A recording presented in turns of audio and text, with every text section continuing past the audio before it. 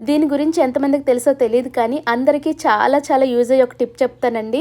Almost ప్రతి ఒక్కరు అప్పుడప్పుడు ఈ ప్రాబ్లమ్‌ని ఫేస్ చేస్తుంటాము. ఆ ప్రాబ్లమ్ ఏంటంటే డోర్ ఓపెన్ చేసేటప్పుడు, క్లోజ్ చేసేటప్పుడు డోర్‌కి, ద్వారానికి మధ్యలో జాయింట్స్ ఉంటాయి కదా! ఆ జాయింట్స్ నుంచి అప్పుడప్పుడు సౌండ్స్ వస్తుంటాయి. మనం మెలకువతో ఉన్నంత వరకు ఆ సౌండ్స్ పెద్ద పట్టించుకోము కానీ స్పెషల్లీ నిద్రపోయేటప్పుడు ఆ సౌండ్స్ వచ్చాయంటే చాలా చిరాకుగా అనిపిస్తుంటది. డోర్ జాయింట్స్ ఇప్పుడు చూపిస్తున్నాను కదా! ఈ జాయింట్స్ పైన ఒక 2 డ్రాప్స్ కోకోనట్ ఆయిల్ వేస్తే చాలండి. వితిన్ సెకండ్స్‌లోనే సౌండ్ పోతుంది. డోర్స్ కూడా ఫ్రీగా మూవ్ అవుతాయి.